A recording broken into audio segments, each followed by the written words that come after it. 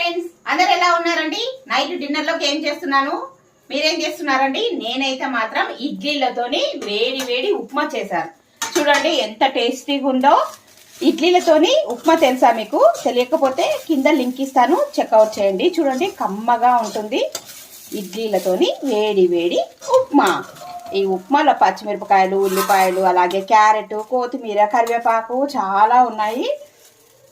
పొద్దున చాలా మంది ఇడ్లీలు మిగిలిపోతే పడేస్తుంటారు కదా, పడేయకుండా ఇలాగా ఉప్మా చేసుకొని తినండి. పిల్లలు పెద్దలు ఇష్టంగా తింటారు.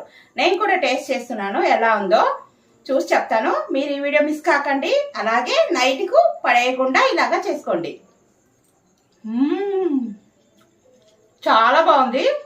మామూలు బొంబాయి రవ్వ ఉప్మా కన్నా ఇడ్లీ ఉప్మా కమ్మగా ఉంది.